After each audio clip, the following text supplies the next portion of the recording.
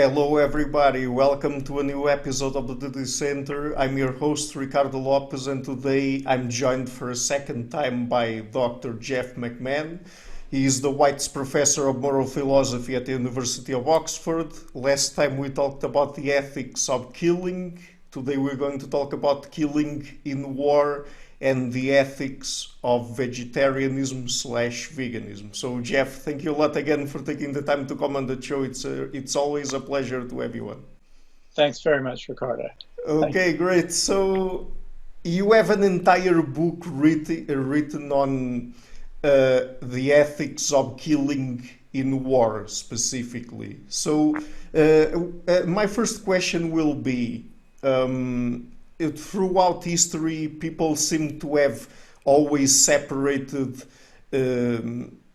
laws that regard citizens, common citizens, from laws that have to do with or are applied to soldiers, for example, or that deal with war. So does that make sense to separate what we consider to be permitted in a normal context from what is permitted in a circumstance of war?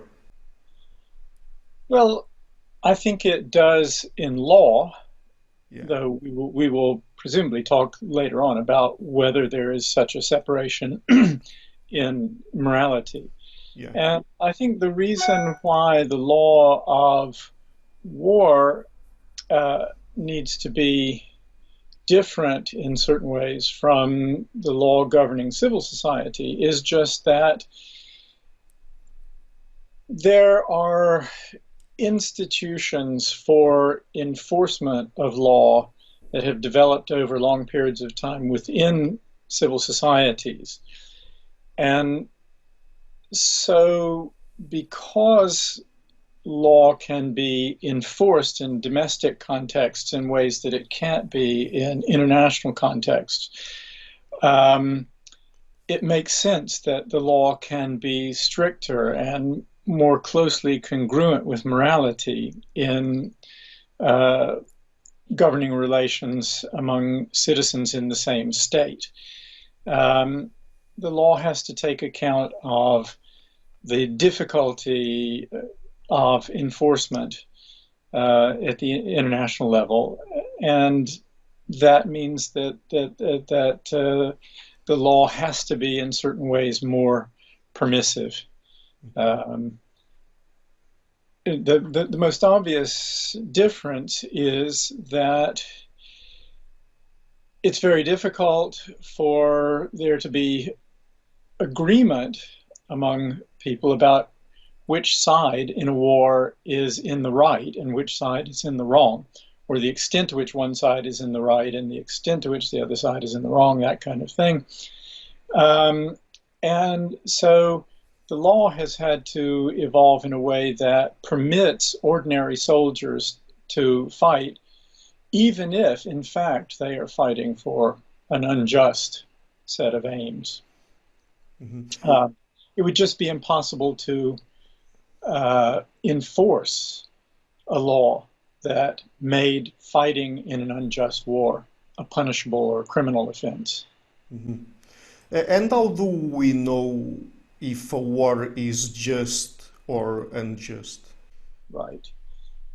So the first thing to say about that is that the distinction between a just war and an unjust war is, I think, different from the distinction between a morally justified war and a morally unjustified war, because I take the term just to imply that those who are warred against, those against whom the war is fought, are not wronged by being fought against.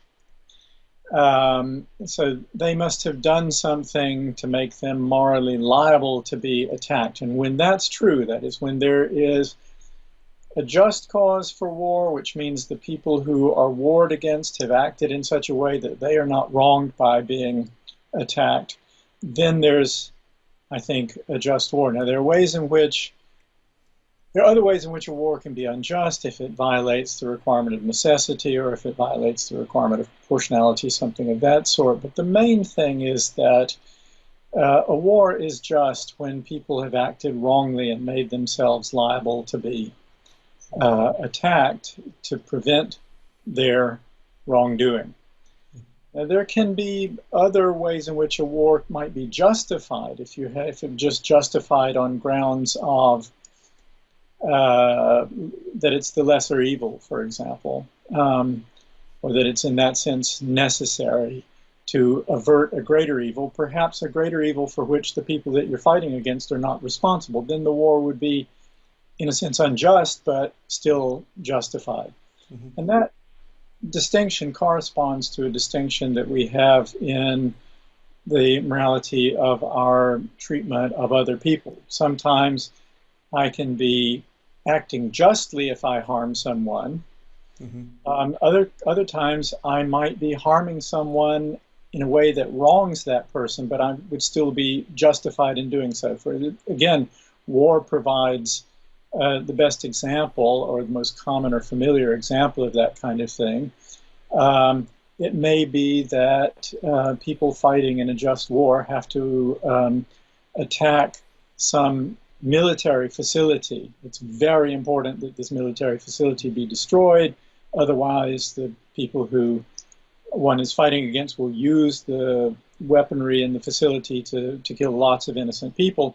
But it may be that a couple of innocent bystanders are going to be killed as a side effect of attacking that military installation.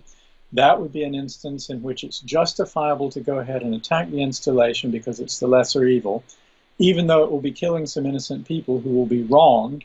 Mm-hmm. So what one is doing to them is not just, but it's justified. Mm-hmm. And talking about just wars, let me interrupt you there just for a second. In the book you mention, for example, preventive war and humanitarian interventions. Are those always just justified wars, let's say? No, well, in the preventive war is unusual because it involves attacking soldiers who haven't themselves engaged in any attack against anybody else. Mm. But when preventive war is justified, and I think there are rare occasions when it can be, that's because some people are preparing for a war of aggression, preparing to do something that would be wrong, and they need to be prevented from doing that. Though preventing them from doing it will involve attacking soldiers who may not even know about their country's plans. And so, yeah, that's likely to be a good example of a war that is justified, but in a sense unjust, because the people who are being warred against haven't really done anything to make themselves liable, unless you think that they have made themselves liable by joining a military in a country that is in fact going to engage in an unjust war if something isn't done to prevent that, and those people have committed their wills to doing what their leaders tell them to do, in which case they would have acted wrongly had they not been prevented from doing so by the preventive action. In that case, it's conceivable to think of them as morally liable, in which case the war could be a just war rather than a justified war. Similarly, I think humanitarian intervention is less problematic because there, when soldiers are engaged in a justified humanitarian intervention, what they are doing is preventing a government and the armed forces of that government within a different country, a country that hasn't attacked any other country, but they're preventing those particular people from wronging their own citizens. So the people one is attacking are themselves either engaged in wrongdoing, in harming their own citizens, or they are somehow shielding the perpetrators of the wrongs against their own citizens from the external intervention. That is, the soldiers are fighting to protect those people who are engaged in wrongdoing. And in doing that, they make themselves liable. So most of the time, I do think that both preventive war and humanitarian intervention are, when they are justified, they are also just. Mhm. In my first question, you said at a certain point, or you alluded to a point that I think is important for us to make here. So, what is the distinction between the law of war and the morality of war? That's a distinction that you also make in the book, right? Yeah, yeah. Um, well, that's it's controversial because, for a lot of reasons. I myself think that morality is objective. That is, that it's something that we discover, that we investigate, that we find out about, not something that we make up or invent ourselves. Yeah. Law, however, is something that we invent for ourselves. Law, in my view, consists of rules that are meant to be enforced, that are designed to provide social stability and ideally to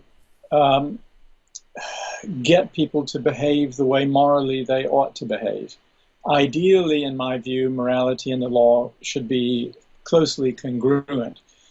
As I mentioned with respect to the law of war, that's often not possible. Often the law has to be divergent from morality. It has to permit some things that are immoral and forbid some things that are morally permissible. That's just a feature of the way law works. But the answer is, I think, law is a human institution. It's a human creation. It's designed to achieve certain purposes. Morality isn't that. Morality is something that is part of the world. Mhm. Mhm.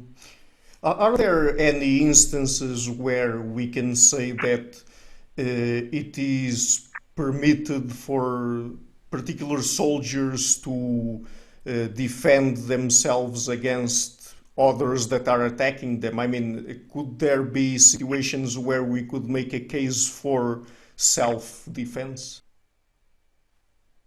As a matter of objective morality, it seems to me that soldiers who are acting permissibly in fighting in pursuit of goals that are just have, in the first instance, a permission to engage in fighting, engage in combat that derives from the fact that the people whom they are attacking are morally liable because these people are wrongdoers. These soldiers also have a right of self-defense, but that's not their primary justification for engaging in the use of violence. It's a secondary justification. That if the people who are fighting in a just cause were justified only by self-defense, then they really wouldn't be justified in fighting in the first place, because if their only justification were self-defense, they should just stay home. They shouldn't go out and confront the other soldiers. When they do that, they are creating the conditions in which self-defense becomes necessary for them. If they just stayed home, they wouldn't need to engage in self-defense. And so their primary justification is whatever it is that provides the just cause for their engaging in war. Now, soldiers who are fighting without any kind of just cause, who are fighting in support of aims or goals that are unjust or wrong, I think in general they do not have a right of self-defense, so that when they engage in self-defense against soldiers on the just side, they are acting wrongly. In the same way that, for example, a murderer who goes out to kill people and is about to be shot by a police officer to prevent him from murdering other people would be acting wrongly if he were to shoot the police officer in self-defense. He has no right of self-defense when he's made himself liable to be attacked by somebody to prevent him from what he's doing. Mhm. What about some justifications that people give, particularly soldiers, to kill in war? Like, for example, the fact that they are only following orders and so they have diminished responsibility, or even sometimes they don't know enough to decide if they're fighting a just or an unjust war. Yeah, I think those conditions are actually better understood as excusing conditions if the people are in fact not objectively justified. So suppose these soldiers you're describing are participating in a war that is in fact unjust. The goals that are being pursued by their state are unjust goals. They're things to which the state has no right to be doing. In those circumstances, I think their perhaps inability to understand that what they're doing is wrong, the fact that they may be being coerced, that is, maybe they've been conscripted into the army rather than join voluntarily, or even if they join voluntarily, they may be punished if they don't fight. So these conditions of ignorance or duress or whatever can mitigate their culpability for what they're doing, or maybe excuse them from culpability altogether. So what we say about these cases is these people deserve less blame, or may not deserve any blame at all. They may not deserve any punishment, but that in itself doesn't mean that they are not doing wrong. So they're not justified if their side is actually in the wrong. There's no real moral justification. They may think they're justified, but that's a mistake. Mm-hmm. But it may be wrong to blame them. It may be wrong to punish them. Mm-hmm. So I was about to ask you, how should we think about civilians, particularly if they are part of, for example, a state that is waging war, an unjust war against other states? I mean, are they liable to being targeted by soldiers from the other state that is just defending itself, let's say? Okay, there's a range of views about this issue. The traditional view is that civilians are never legitimate targets for violence in war. That is basically the view that one finds in the international law of war. There are philosophers and others who argue that civilians can be liable to be harmed in war. Many people accept, for example, that if a state has fought a war that is unjust and caused great harm to the people of another state, the people in the victim state may deserve reparations or compensation for the harm that they've suffered. And it's the responsibility, many people think, of all the citizens in the country that has fought this unjust war against them to contribute to the reparations or compensation for these people who have been badly wronged by being victims of an unjust war fought by the other country. And most people think it's acceptable if the state that is engaged in the unjust war taxes everybody in the country and uses that money to compensate the victims in the state that has been wrongly attacked. And in a way, that's saying that all the citizens in the state who are subject to taxation are being properly harmed in a way by having their resources taken from them by the government in order to be used to pay compensation to the victims.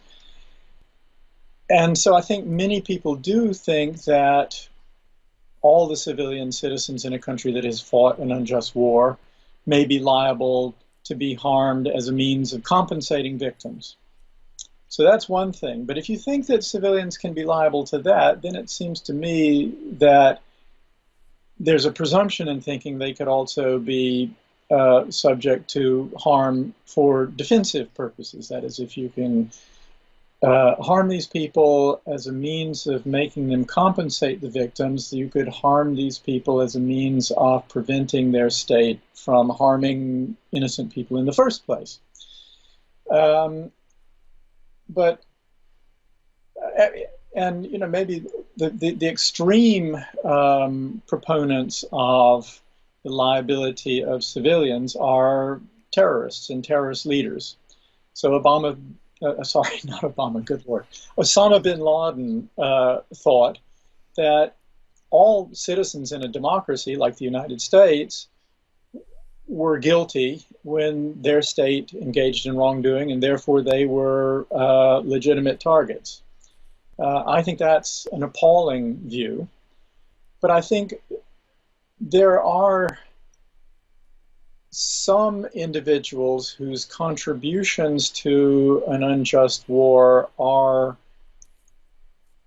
significant enough to make them morally liable even to be killed. The example I would give would be, let's just make this hypothetical, though there were actually well-known scientists who might be realistic examples of the kind of thing I'm getting ready to suggest now, but let's just make it hypothetical. Suppose there was a very brilliant nuclear physicist in Germany in the early 1940s who was working very hard to produce an atom bomb that the Nazis could have used against the British, against the Americans, against other countries that opposed them.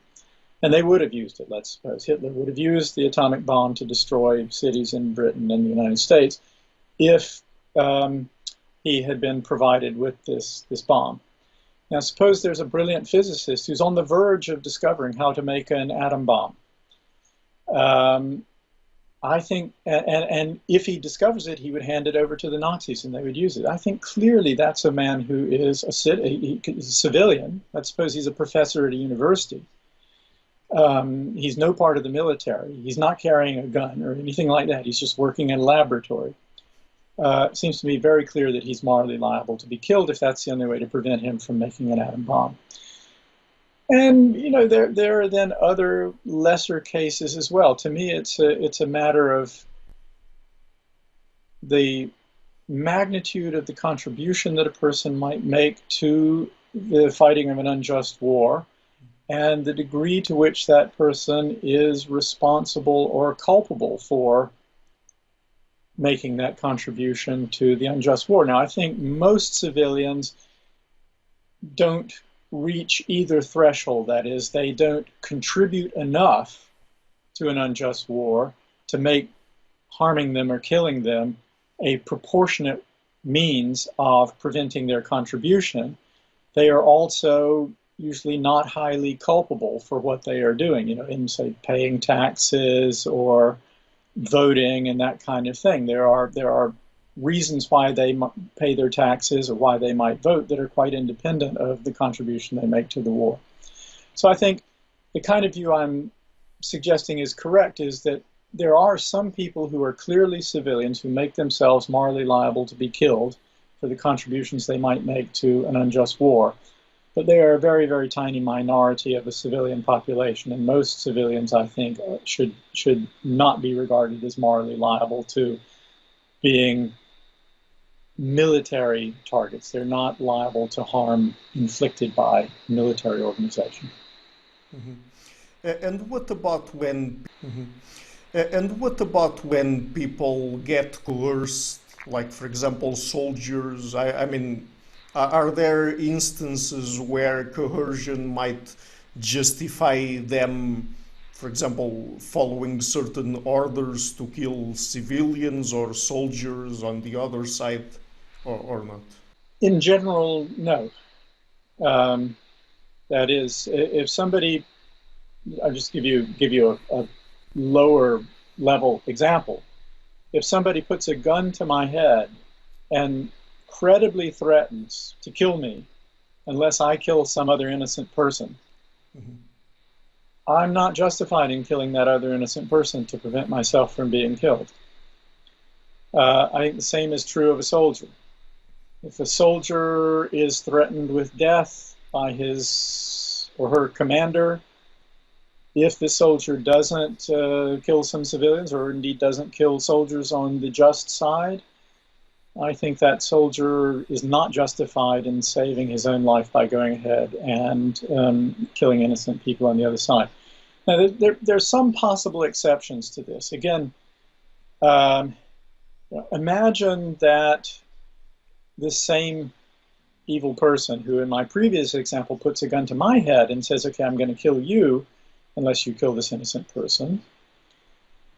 Suppose instead of doing this, and let's suppose this person is entirely sincere. This person will do what he threatens to do, okay? And I know this. It's not a risk. And what he does is he points a gun at my family. You know, I've got 4 children and a spouse, and he says, I'm going to kill all of them, all 5 of them, unless you kill this innocent person. In that case, I may have what I call a lesser evil justification for killing the innocent person. That person won't be liable to be killed or anything, but the harm to innocent people that I would be preventing would be so much greater than the harm that I would be causing that I might be justified. And there's also the fact that I'm specially related to the 5 people. They're my family members. I have special duties to them that I don't have to other people. So, for example, if this evil person says to me, shoot this innocent person or I'll kill these 5 other innocent people who are all strangers to me, it might be different. Maybe then I wouldn't be justified in killing the one to prevent him from killing the 5. But if they are my family members, that introduces a further morally relevant consideration. But to save my own life, I'm not permitted to kill an innocent person to do that. Mm-hmm. And so the same thing holds about soldiers. So, you know, I'm bringing it down to a kind of small scale level outside of context of war, but I think the same thing applies in war to soldiers. Mm-hmm. Okay, so just one final question about killing in war. These are very complex questions as we've been exploring here and very difficult to think about. So do you think that we should teach soldiers moral philosophy and this particular kind of moral philosophy, the ethics of killing in war and things like that? Yes, for a variety of reasons. One is we owe it to the soldiers themselves. Particularly in democracies, if we are asking of people that they kill people,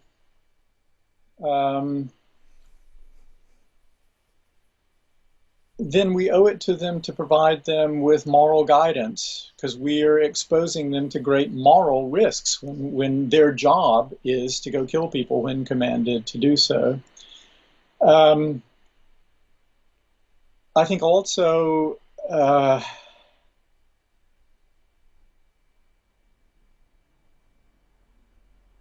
any society should not want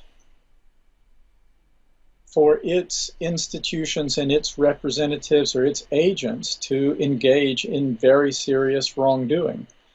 And so we as citizens should want that our country not engage in wrongdoing through our soldiers. So there are various reasons why we want our soldiers to, I think, resist if the government orders them to engage in wrongdoing. Now, it's very difficult for an ordinary soldier to make judgments about these matters. How is a soldier to determine whether the war in which he's been commanded to fight is a just or unjust war? It's very difficult. And even if we train them in moral philosophy, they may not have access to the facts in any particular case in order to be able to process those facts through the moral theory to be able to arrive at reliable conclusions. But we should try. And it's important for people to be aware that actually in the service academies in Western democratic societies, most of the officers at any rate do get training in the ethics of war. And they do go to lectures and so on. I've taught classes at some of the service academies in the United States. I've taught officers in different branches of the service in the United States, the ethics of war, and then they've gone back to institutions like the United States Military Academy or the Naval Academy in the United States, and taught their students many of the same things that I've taught them when they've been my students. So this information, this kind of training in moral reasoning does now get transmitted at least to officers. And I think it should be taught even more extensively than it is. Mm-hmm. Okay, so let's talk now about the ethics of vegetarianism and veganism. Okay. So why should we deal with other animals as moral patients? What are the kinds of traits that they possess that make them moral patients? Well, the most obvious characteristic that they possess is one to which Jeremy Bentham called attention.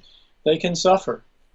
And a lot of the ways in which we treat animals do cause them to suffer, and suffering matters morally wherever it occurs. So that's the most obvious thing. But I would say more generally, most animals have what we can call capacity for well-being. They can be well off, or they can be badly off. They can experience pleasure, happiness, contentment, satisfaction, or they can experience pain, suffering, misery, and so on. And so the fact that they are conscious, that they are sentient, that they can fare well or fare badly, brings them within the scope of moral concern and makes them, as you put it, moral patients. That is, even if they may not be moral agents, they are nevertheless individuals about whom we should care for their own sake.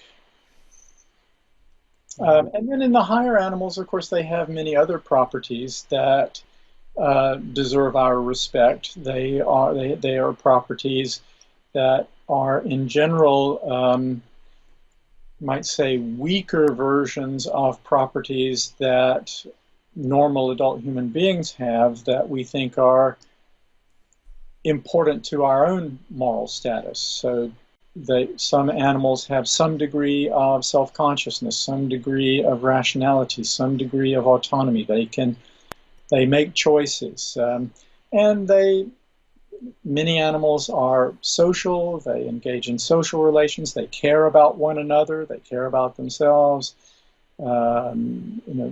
Many adult animals, most adult animals, at least mammalian animals, care very much about their young in the same way that we do. And these are all aspects of animals' lives that we should show some moral respect for. Mm-hmm. And because animals show different levels of these traits, particularly the psychological ones, is it worse to kill certain animals than others, to eat their flesh or to get any other sort of animal products that we use in our societies? Yeah, I think it's clear that that's so. So it seems to me that it would be much worse, for example, to kill a chimpanzee than to kill a snake. And that's because the chimpanzee's psychological capacities are so much higher. Its mental life is so much richer and more complex.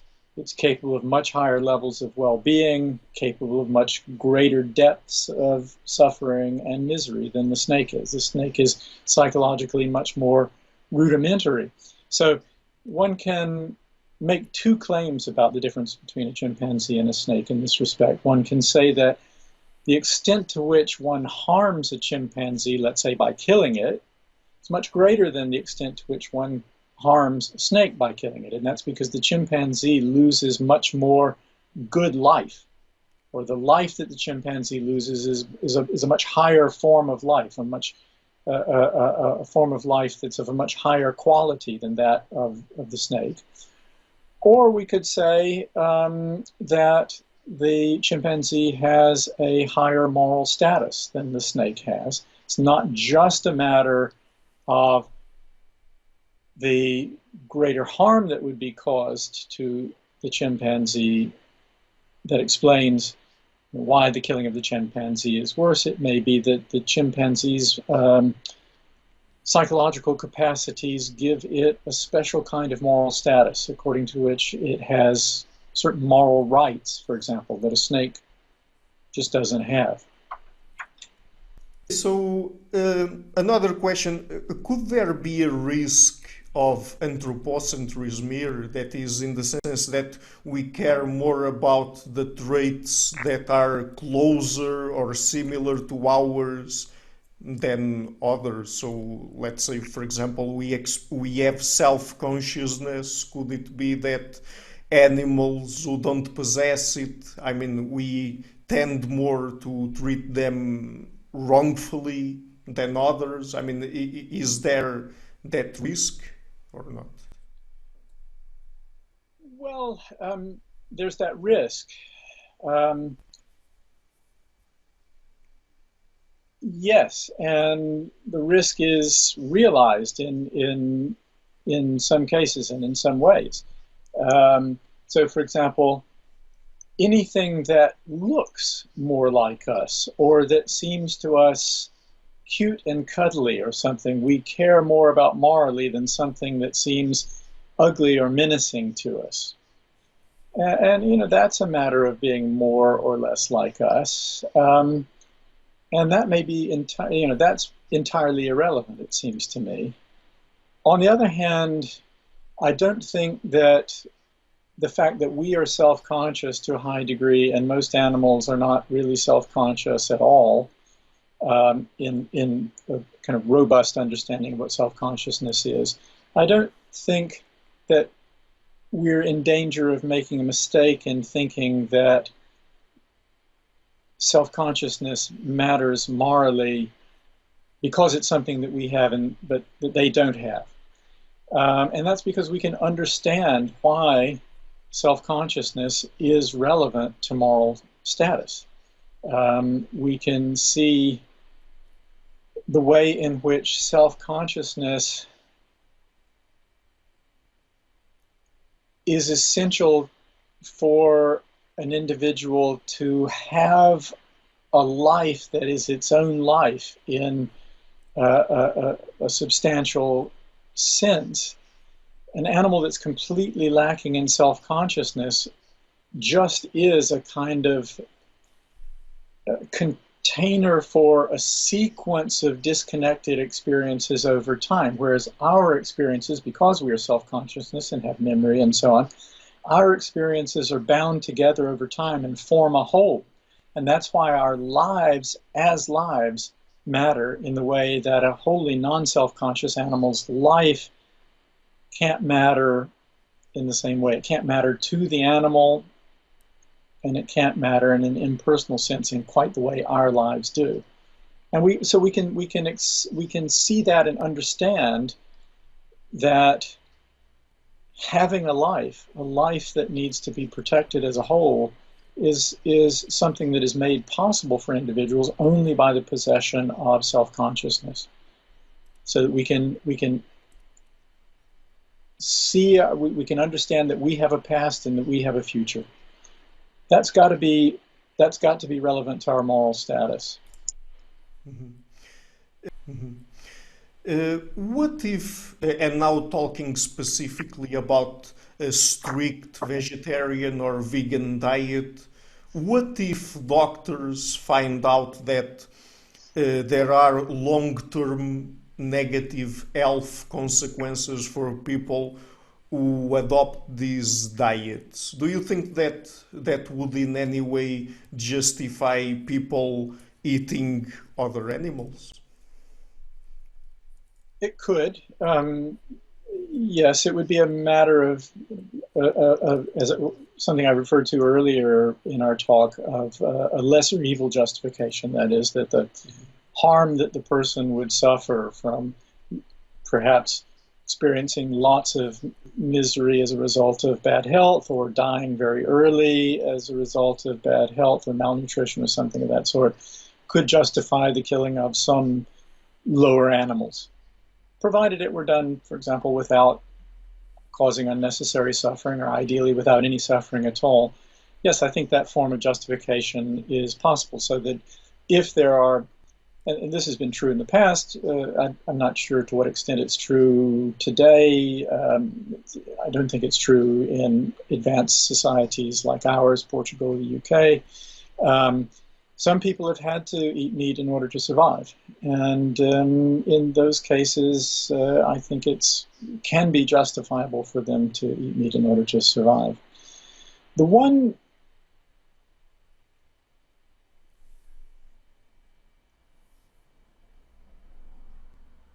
case that seems to me to raise this question as a practical matter for people, even in advanced and developed and wealthy societies, is whether it can be permissible to eat oily fish. You know, there's quite a lot of literature indicating that eating certain types of fish is very good for a person's health. And as far as I can tell from what I've read, it doesn't seem to be possible to get the same kind of nutritional benefits entirely from plant sources. So one of the benefits of eating fish is that it seems to help protect people's brains from cognitive decline. It seems to help to prevent Alzheimer's disease and other forms of dementia. Now, those are very serious and dreadful illnesses that can befall people. And if they can be prevented by eating a certain amount of oily fish, it seems to me that there's a possible justification there. And I'm kind of reluctant to say this because I've not eaten fish for most of my life, but as I've grown older and seen the scientific evidence about the benefits of oily fish, I begin to wonder. That may well be justifiable on a lesser evil basis. It is sacrificing one being for the benefit of another, or to prevent harm to another. And that's always a difficult form of justification to defend. But I think that may be an open question. Mm-hmm. Mm-hmm. And what about the pleasure that people derive from eating meat? Would that in any way be a plausible justification for doing that? In my view, no. I think people can get just as much pleasure, or just about as much pleasure, from plant-based foods, whatever they may think. They need to try it for a while and see. I stopped eating meat when I was about 17 years old for moral reasons. It's made no difference to the amount of pleasure I've had in my life whatsoever. I don't feel I've ever been deprived of anything that's important. Now, people may say, oh, well, he's just an egghead philosopher and doesn't really experience the pleasures that ordinary people experience. But that's not true. I enjoy food, but and I get good food. But I have to say, when I stopped eating meat, I just found other food that was good, and it made no difference to the quality of my life. And I've found that to be true of most of my friends who are vegetarian or vegan. They don't feel in any way deprived once they make the commitment. It is a bit more difficult to be vegan. One gives up things like cheese, which I really like. Um, that's but that's possible too. Um, so yeah, what I'm inclined to think is, in general, that some activity gives a person a certain amount of pleasure, and maybe even a bit more pleasure than that person can get from a related activity. So eating meat gives a person a bit more pleasure than any kind of plant-based meal could give to that person. Does that justify that person in killing an animal, particularly buying meat that comes from the kind of source that most meat comes from in developed societies, namely factory farms, where the animals are caused horrific suffering for their lives before they are killed in conditions of terror and pain? No. These tiny little pleasures that we get can't justify what we inflict on animals in order to get them. Mhm. There's another very convincing argument, let's say, that people put forth against vegetarianism and veganism. That is, there are certain animal species that we could say only exist due to the food industry. Like, for example, cows, pigs, chickens, at least as we have them nowadays, because they derived from other wild animals.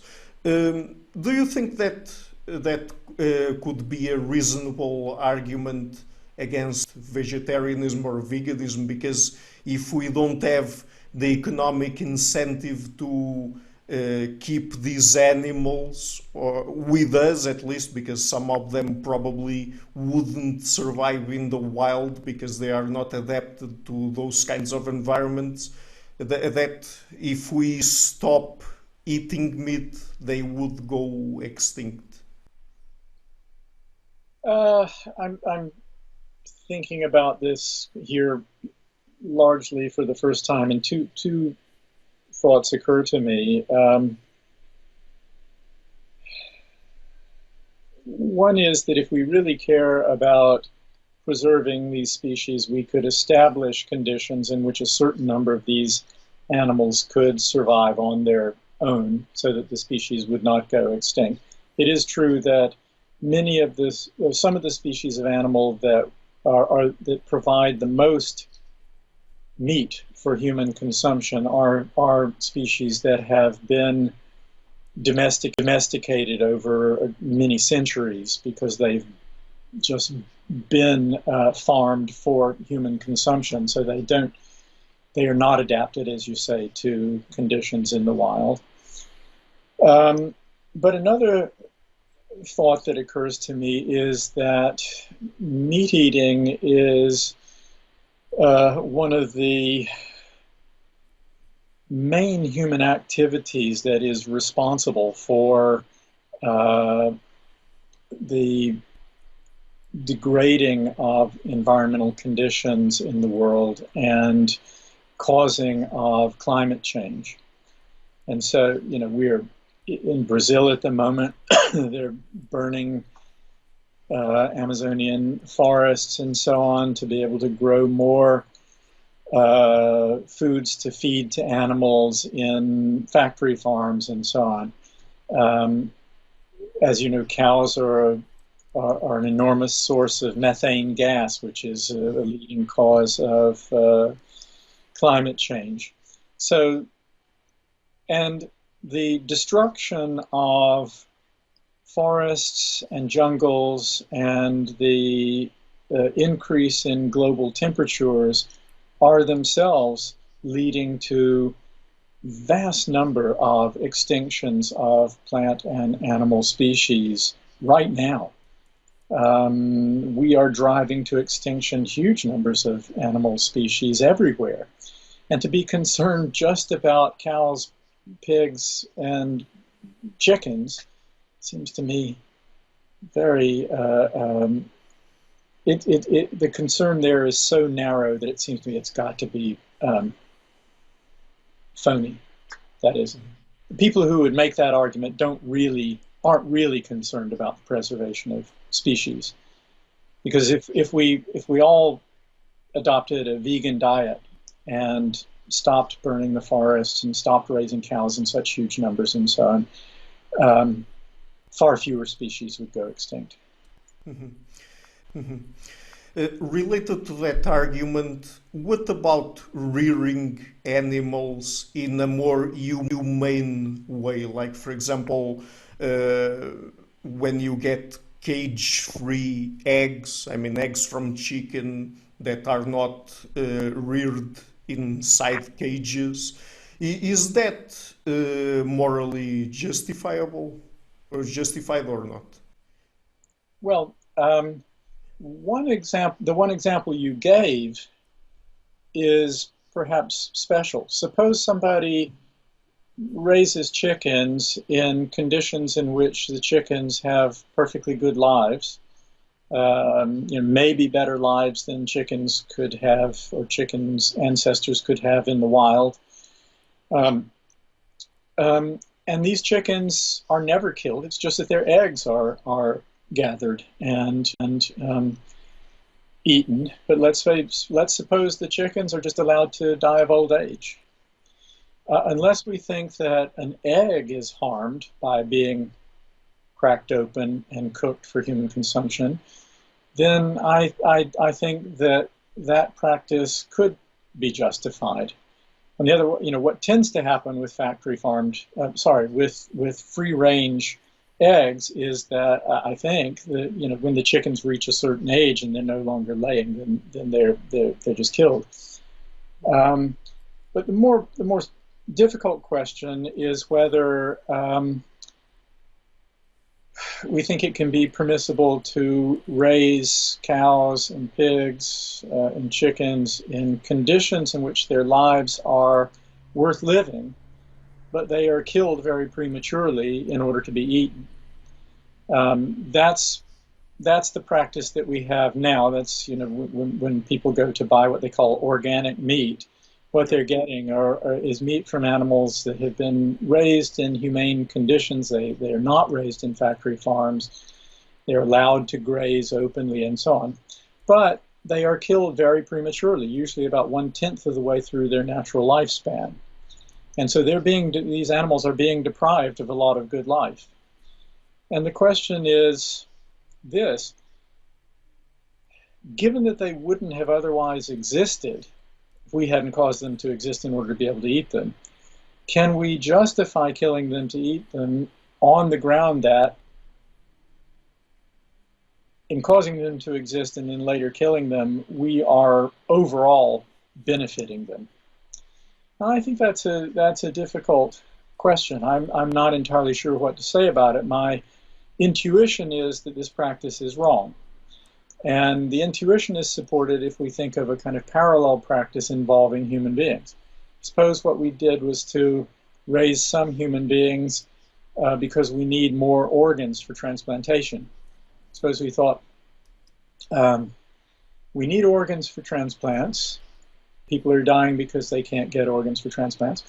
Suppose we cause some people to exist, lots of people who wouldn't otherwise exist, and then we kill them when they're 30 years old to be able to take their organs and give them to other people. Is that justifiable? I've never known anybody who says, yeah, that's justifiable because we're giving them these good lives. They get to live for 30 years.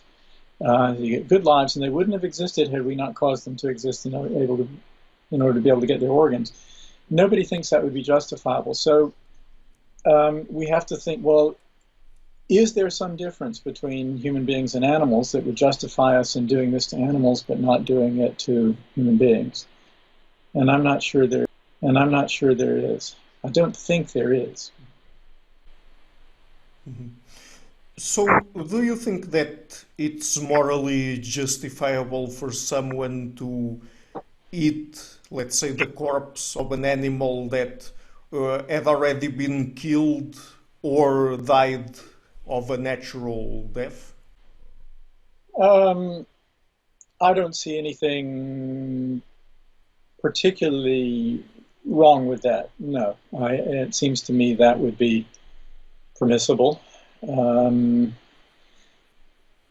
There is there is one consideration, which is that you might think this is in a way disrespectful to the animal. Even though it's dead and it's beyond the possibility of being harmed, it's still somehow disrespectful. My memory about this is very vague, but I do recall in J.M. Coetzee's novel Disgrace, the protagonist in the novel decides that he should bury some dogs that have already been killed. They've been killed, and there's a sort of truck. There's a pile of these corpses of dogs. I think it's dogs, and they're otherwise just going to be dumped into or burned or dumped or something like that, just treated as trash. And he thinks that's disrespectful, so he decides he should bury these dead dogs. And I was always struck by that passage. That makes sense to me, in a way. So that might be a reason why one ought not to eat an animal that has died naturally, completely independently of one's action. It doesn't seem to me a terribly strong reason, and that may be because these reasons of respect for individuals who are now dead may be in general rather weak reasons, but particularly weak reasons with respect, A, to beings with lower psychological capacities, and C, individuals with whom one has had no kind of personal relation. So, if you ask me, if my dog dies, would I be willing to eat my dog's meat? The answer is most definitely not. That definitely would be disrespectful. It would be horrible.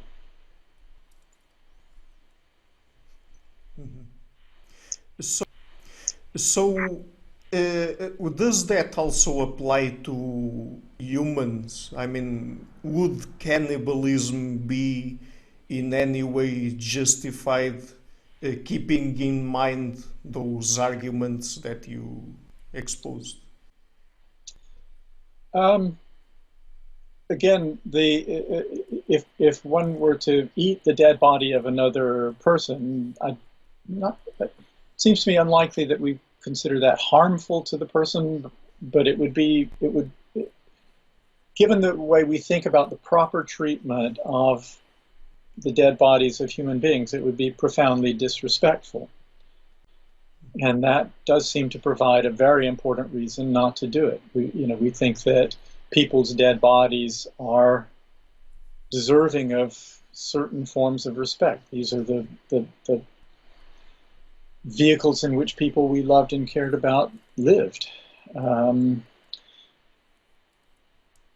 Though, I remember being asked this question before in an interview, and I thought about it for a little bit, and I had two thoughts. One is that we actually do take parts of the bodies of people who are dead and put them inside our own bodies. We don't do it by eating them, but we do it by surgical transplantation.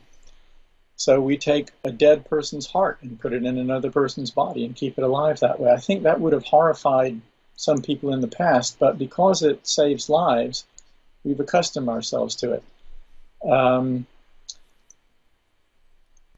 But that, again, that's a surgical sort of way of getting a part of a dead person's body inside one's own body. It's not taking it orally. It's not eating it or chewing it up. That caused me to think, suppose what we discovered was that one could cure cancer, but only by chewing up and swallowing some part of a dead person's body. You just make it up. Suppose some gland in the brain. We'll take the one that Descartes was so keen on, the pineal gland, or however you pronounce that word. And suppose we learned that by taking a dead person's pineal gland and chewing it up and swallowing it, one could cure cancer. I think we'd all become cannibals pretty quickly. If the benefit to be obtained were great enough, if it were like transplantation, saving lives, we would do it, I think. Mhm. Mhm. What are your thoughts on lab meat? I'm asking you this because, I mean, I guess that among people that are part of the vegan community, most people would accept that it would be okay for people to consume lab meat because, I mean, I'm not sure what is the process there, how they obtain the cells that they need to then create lab meat. I guess that it would at least entail a small amount of pain for the animal to obtain the cells, I guess. But I also heard arguments that some vegans make about uh, people should not eat that kind of meat because there could be a risk of them developing or redeveloping a taste for meat, and then they could after that be tempted to consume products that really came directly from killing an animal. Yeah, I hadn't heard that last argument about consequences. I suppose there's some plausibility to that. On the other hand, um, I think if the lab-grown meat were no more expensive than meat obtained from a factory farm, and it tasted the same, and we got over whatever reluctance we would have to eat meat that didn't have its typical source. Um, the fact, if it is one, if it is a fact, that some people would be tempted to go back to eating meat from factory farms or whatever, would be greatly outweighed by the fact that many other people who don't have any intention of being vegetarian would stop eating factory farmed meat and instead eat the lab-grown meat.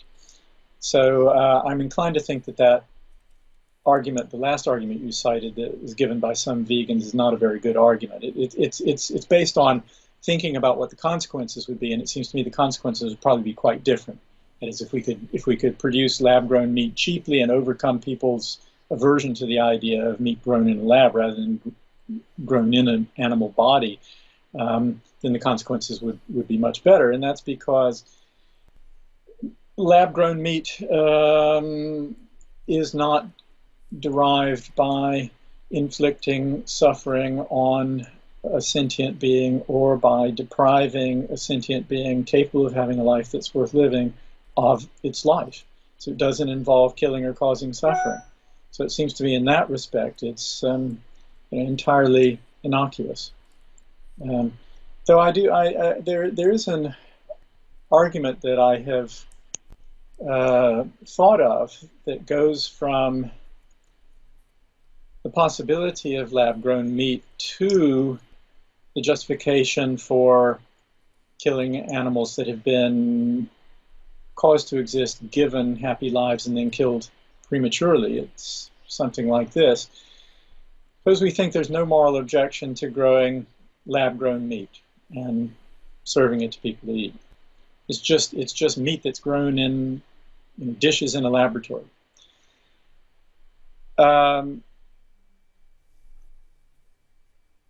A next step, which would be really no different, would be growing lots of pieces of meat together. That is, in the form of an animal, a living animal body, but without a brain. So we could suppress the genes that code for the growth of the brain and just grow anencephalic animals. Brains with no, animals with no brain, no possibility of consciousness, just kind of empty skull, empty head, but legs and all the relevant parts of the meat. That seems to me that would be no different from growing the different bits of animal meat in different dishes. They're all just combined into one animal. But the only individuals who would benefit from that would be the people who would eat it. But if we gave those animals brains and put them out in a pasture, we could probably save money because it would be cheaper to raise them if we just put them out to eat grass. And if they have good lives, then they would, in a sense, be beneficiaries as well. So we'd get more good if we gave them brains than if we just grew them without brains. But then that's the practice we were talking about earlier of raising animals and giving them good lives, but killing them prematurely. Mhm. Mhm. Yeah. So just one last question. Is veganism always a utilitarian ethic, or can it be sometimes deontological or even any other kind? I would think veganism is more commonly derived from a moral view that is non-utilitarian or non-consequentialist. Um, there are a lot of philosophers who have argued for vegetarianism and veganism on the basis of the idea that animals have rights, for example, Mhm. and that what's done to animals in order to prepare them to become food for persons violates their rights. Utilitarianism doesn't provide as inflexible an objection to eating meat. That is to say, if it really were true that people got enough pleasure from eating a tiny little bit of meat or whatever, then meat eating might be justifiable on utilitarian grounds. Certainly, it seems to me that there could be utilitarian justifications for painful experimentation on animals in pursuit of advances in medicine and in the treatment of human disease and so on.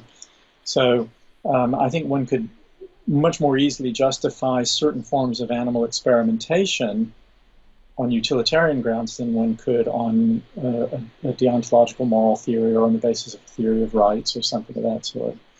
So no, I don't think that veganism, vegetarianism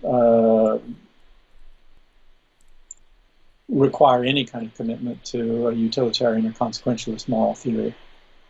Mhm. Mhm. Okay, great. So let's end the interview here, Jeff, because our time is running short now. So just before we go, like last time, would you like to mention where can people find you on the internet? Where can they find me on the internet? Oh gosh. Uh, I don't have much presence on the internet because I don't have social media. I've never used Facebook or Twitter or anything like that. I think there are some interviews like this with me. I think if you just go to Google and put in my name and click videos, that's about it.